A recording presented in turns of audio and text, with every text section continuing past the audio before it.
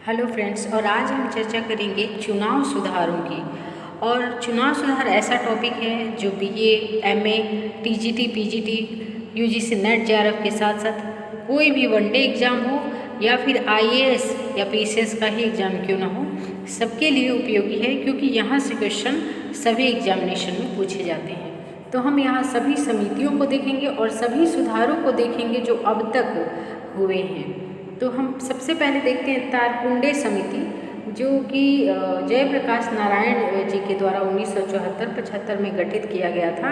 और इनका ये कहना था कि राजनीतिक दलों द्वारा अपने खातों, आय के स्रोतों और खर्च के ब्यौरों का पूरा हिसाब दिया जाए, और यदि उसमें गड़बड़ी पाई जाए तो उसे दंडनीय अपराध माना जाए। इसमें याद करने लायक चीज़ ये है कि तारकुंडे समिति ये जो है एक गैर सरकारी समिति थी, जयप्रकाश नारायण जी द्वारा गठित थी, और 1974 और 75 की बात है।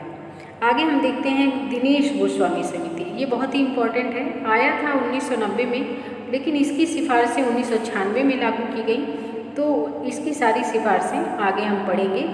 और इसके बाद हम देखते हैं वोहरा समिति। ये नेट जेआरएफ का फेवरेट है, कई बार पूछा है। वोहरा समिति का गठन हुआ था राजनीति के अपराधीकरण की जांच के लिए, यानी जो राजनीति और अपराध में साठगांठ चल रही थी, या अपराधी जो छवि के व्यक्ति हैं, अपराधी बैकग्राउंड के व्यक्ति हैं, वो पैसे के बल पे और अपने दबंग के बल पर राजनीति में आने लगे थे, उसकी जांच के लिए वोहरा समिति का गठन किया गया था 1993 में। फिर इंद्रजीत गुप्ता समिति, ये बहुत ही इम्पोर्टेंट है, 1998 में आया था।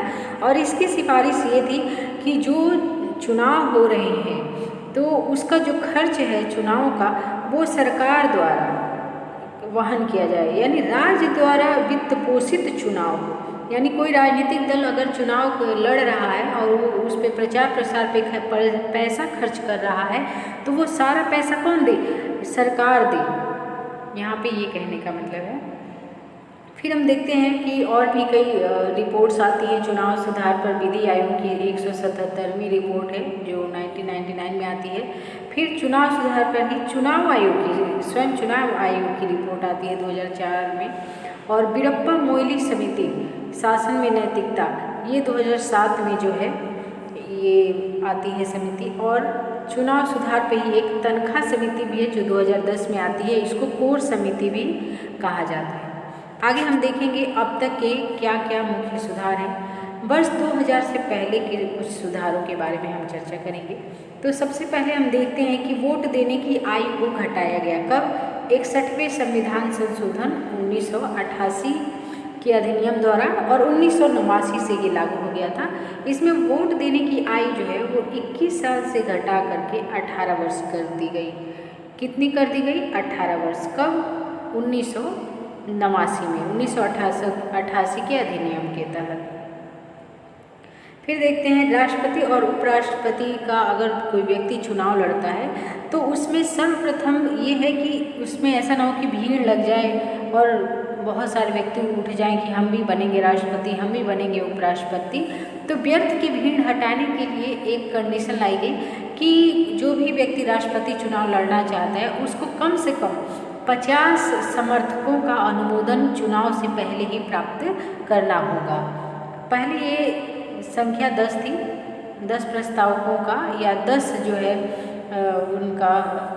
इनको समर्थन चाहिए जो वोट में भाग लेते हैं राष्ट्रपति के। अब इस संख्या को 50 कर दिया गया है। उसी प्रकार उपराष्ट्रपति पद का यदि कोई व्यक्ति चुनाव लड़ना चाहता है तो उसे कम से कम 20 जो है समर्थक पहले ही चाहिए जो उपराष्ट्रपति के चुनाव में भाग लेते हैं। जमानत राशि पहले 2500 थी, अब 15,000 कर दिया गया है राष्ट्रपति और उपराष्ट्रपति दोनों के ही चुनाव के लिए। जमानत राशि का अर्थ होता है कि एक निश्चित मात्रा में, एक निश्चित संख्या में यदि वो व्यक्ति वोट नहीं प्राप्त कर पाता है तो उसकी जमानत राशि जब्त हो जाती है, यानी वो उसको वापस नहीं मिलती है।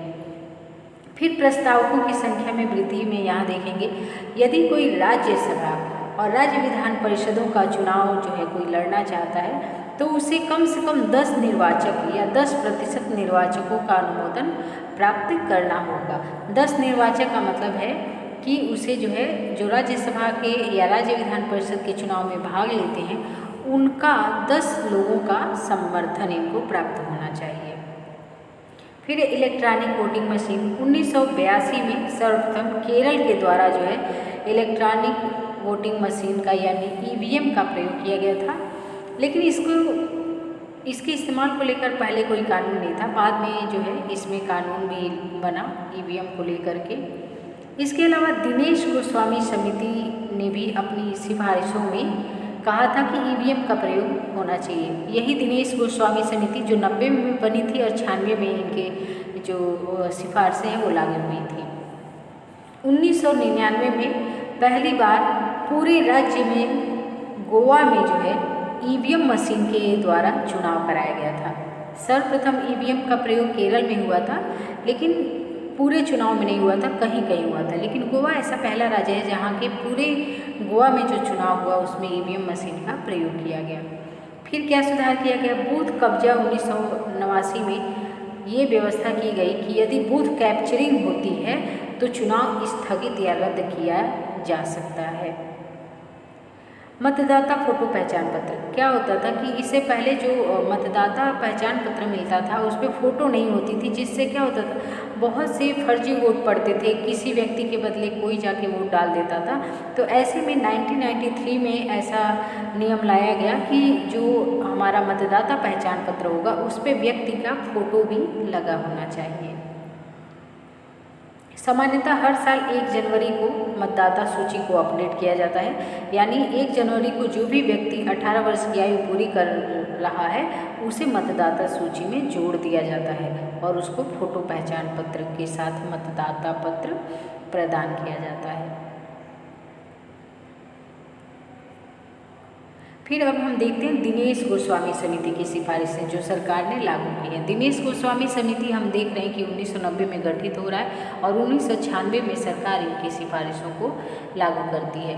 तो सबसे पहले दिनेश गोस्वामी की ये सिफारिश थी कि उम्मीदवारों के नामों को सूचीबद्ध किया जाए। कैसे कि कौन से मान्यता प्राप्त उम्मीदवार हैं और कौन से जो है पंजीकृत तो हैं लेकिन मान्यता नहीं प्राप्त है, और निर्दलीय उम्मीदवार, यानी 3 कैटेगरी बनाई गई कि इस तरह के उम्मीदवारों को सूचीबद्ध किया जाए।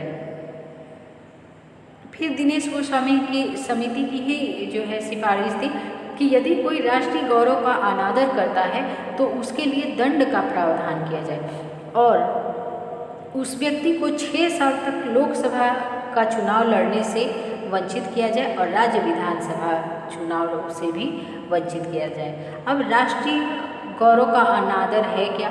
तो राष्ट्रीय झंडे का अनादर, भारतीय संविधान का अनादर और राष्ट्रगान गाने से रोकना, ये सभी राष्ट्रीय गौरव का अनादर के क्षेत्र में आते हैं। क्या? झंडे का अनादर, संविधान का अनादर और राष्ट्रगान का अनादर या राष्ट्रगान को गाने से रोकना।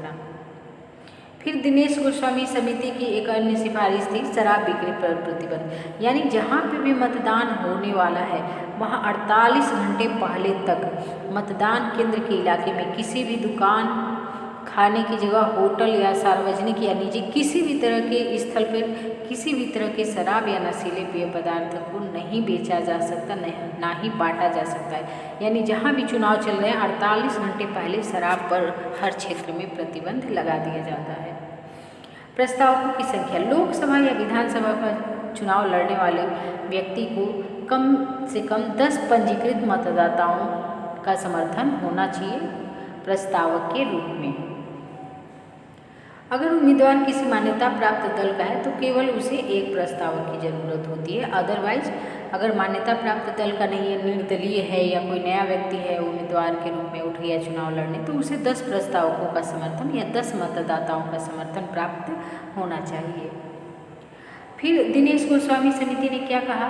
अगर उम्मीदवार की मृत्यु हो जाती है, अगर उम्मीदवार की मृत्यु हो जाती है तो पहले क्या था कि चुनाव अगर कोई व्यक्ति लड़ रहा है और मतदान से पहले ही उसका निधन हो गया तो पहले क्या था कि चुनाव रद्द कर दिया जाता था। अब क्या है, चुनाव रद्द नहीं होता है बल्कि उस दल को 7 दिन के अंदर दूसरा उम्मीदवार देने का विकल्प दिया जाता है। यानी मान लीजिए 5 तारीख को मतदान होना है और व्यक्ति की मृत्यु हो गई जो है 1 तारीख को ही, तो चुनाव आयोग उस पार्टी को विकल्प देता है कि आप उस व्यक्ति के स्थान पे जिसका निधन हो गया दूसरे व्यक्ति को उम्मीदवार बना सकते हैं, चुनाव में खड़ा कर सकते हैं। फिर है कि उपचुनाव की समय सीमा। तो उपचुनाव की समय सीमा जो है ये होती है 6 महीने के अंदर उपचुनाव कराना पड़ता है अगर सीट किसी वजह से खाली हो गई तो। लेकिन यह अनिवार्यता 6 महीने के अंदर पहले चुनाव कराना अनिवार्य होता था, लेकिन अब क्या है, 2 परिस्थितियों में चुनाव जो है 6 महीने के अंदर कराना जरूरी नहीं है। पहला, यदि वो जो सीट खाली हुई है उसकी अवधि 1 साल से कम बची हुई है, या चुनाव आयोग केंद्र सरकार से सलाह मशवरा करके यह सत्यापित कर दे कि इस अवधि में चुनाव कराना यानी उपचुनाव कराना संभव नहीं है। फिर है हथियारों पे रोक। दिनेश गोस्वामी समिति की ये भी सिफारिश थी कि मतदान केंद्र के आसपास किसी तरह के हथियार के साथ जाना संज्ञेय अपराध है। ऐसा करने वालों को 2 साल की सजा या जुर्माना या दोनों का दंड दिया जा सकता है। ये सारे नियम जो है चुनाव अधिकारियों पे या वहाँ पे ड्यूटी में लगाए गए पुलिस ऑफिसर पे नहीं लागू होते हैं, ये आम जन पे लागू होते हैं। फिर है कि चुनाव प्रचार की अवधि में कमी, यानी जो नामांकन वापस लेने की जो तिथि है वो मतदान से 14 दिन पहले ही ले लिया जाना चाहिए। पहले क्या था कि मान लीजिए आप अपना नाम दे दिए कि आपको चुनाव लड़ना है और 20 दिन पहले आप बता सकते हैं कि आप चुनाव नहीं लड़ेंगे। उस अवधि को घटा के अब 14 दिन कर दिया गया है, यानी आपको 2 हफ्ते के अंदर बता देना होगा कि आप चुनाव नहीं लड़ने वाले हैं। फिर है चुनाव ड्यूटी के लिए कर्मचारियों को बुलाना, यानी चुनाव आयोग को अधिकार है 1998 में ये व्यवस्था की गई कि वो स्थानीय शासन, राष्ट्रीयकृत बैंकों, विश्वविद्यालय या जो जीवन बीमा निगम है, लोक उपक्रम है या सरकारी सहायता पाने वाले संस्थानों से ऐसे कर्मचारियों को बुला सकते हैं और चुनाव ड्यूटी पर उन्हें लगा सकते हैं। अगर चुनाव आयोग को ऐसी आवश्यकता महसूस होती है तो सरकारी या सरकारी सहायता प्राप्त संस्थानों से वो कर्मचारियों को सहयोग के लिए बुला सकते हैं। आप देखते हैं कि अक्सर विद्यालयों से शिक्षकों की ड्यूटी लगाई जाती है चुनाव आयोग में। फिर है कि एक और सुधार हुआ, डाक मतपत्र के जरिए वोट डालना, ये 1999 में आया।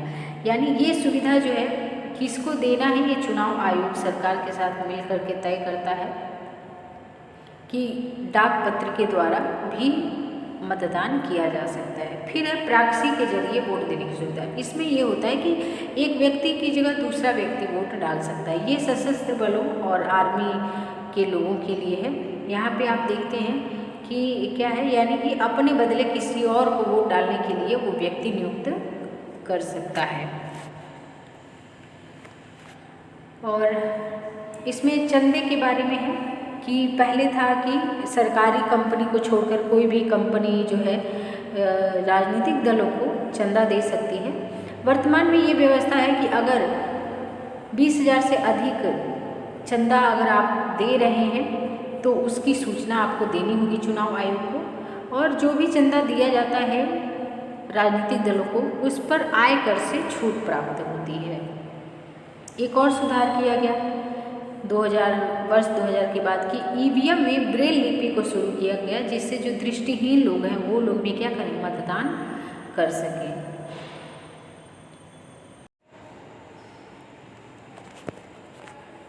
फिर हम देखते हैं कि जमानत राशि में बढ़ोतरी की गई वर्ष 2009 में। ऐसा कहा गया कि लोकसभा चुनाव लड़ने के लिए जो जमानत राशि पहले थी, कितनी थी पहले, 10,000 थी, उसको बढ़ा के 25,000 कर दिया गया। लेकिन एससी तथा एसटी जनजाति के उम्मीदवारों के लिए ये 12,000 कर दिया गया। पहले था 5,000। यानी जो जनरल में है उनके लिए जमानत राशि 25,000 कर दी गई और एससी एसटी के लिए 12,000 कर दिया गया यदि वो लोकसभा में चुनाव लड़ते हैं तो। इसी तरह विधानसभा का चुनाव यदि कोई व्यक्ति लड़ता है तो यदि वो जनरल में आता है तो 10,000 जमानत राशि है और एससी एसटी के लिए जो है 5,000 जमानत राशि है। विकल्प शुरू करना, यहाँ पे विकल्प के बारे में कुछ बातें की गई हैं। फिर है नोटा का प्रावधान लाया गया 2013 में छत्तीसगढ़, मध्य प्रदेश, मिजोरम और राष्ट्रीय राजधानी दिल्ली में तथा राजस्थान की विधानसभाओं में। 2014 यानी 16वीं जो लोकसभा चुनाव है, जो आम चुनाव हुआ 2014 में, वहाँ पे भी जो है आप देखते हैं कि नोटा का विकल्प था। नोटा का मतलब होता है नन ऑफ द एबव, यानी उपरोक्त में से कोई नहीं। यदि कोई उम्मीदवार, कोई नेता आपको पसंद नहीं है तो नोटा पे बटन क्लिक कर सकते हैं। ईवीएम में ये विकल्प आपके पास रहता है। फिर कह रहा है कि एक और चीज़ है, खास बात यह है कि नोटा के पक्ष में मतदान देने वाले मतदाताओं की संख्या किसी भी उम्मीदवार को मिले मतों से भी अधिक है, तब भी जिस उम्मीदवार को सबसे अधिक मत मिला उसे ही निर्वाचित घोषित किया जाएगा। यानी किसी व्यक्ति को हाईएस्ट मत मिला है कितना, 50, और नोटा पे जो क्लिक हुआ है वो है 60, तभी भी वही व्यक्ति विजयी माना जाएगा जिसको सबसे अधिक या 50 वोट मिले हैं। फिर देखते हैं voter verifiable paper audit roll, यानी वीवीपैट जो आया, जिसको वीवीपैट कहते हैं। इसका यह है कि इस मतदान देने के बाद से, वोटिंग करने के बाद से एक पर्चा निकलता है जिससे ये श्योर हो जाता है कि आपका वोट उसी उम्मीदवार को पड़ा है जिसके पक्ष में आपने वोट डाला था। चुनाव खर्च की सीमा आप देख रहे हैं कि जैसे चुनाव जब भी कोई उम्मीदवार लड़ता है तो प्रचार प्रसार से लेकर हर चीज़ में बहुत सा खर्चा होता है। तो चुनाव खर्च की सीमा जो है 2014 में जो अपडेट की गई है वो इस प्रकार है।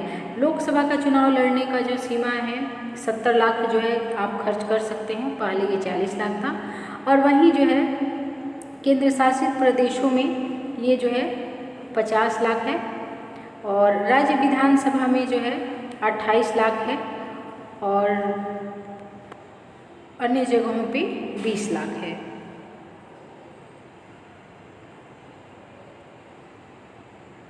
तो इस प्रकार आपने देखा चुनाव सुधार से संबंधित सभी जो है यहाँ पे डायमेंशन को कवर किया गया। आई होप कि वीडियो आपके लिए हेल्पफुल है, और अगर आप किसी टॉपिक विशेष पे चाहते हैं वीडियो तो कमेंट बॉक्स में लिख सकते हैं। चैनल को सब्सक्राइब जरूर कर लें ताकि जितने इम्पोर्टेंट वीडियो हैं आपको नोटिफिकेशन जो है उसका मिलता रहे। और यहाँ तक वीडियो को देखने के लिए बहुत बहुत धन्यवाद।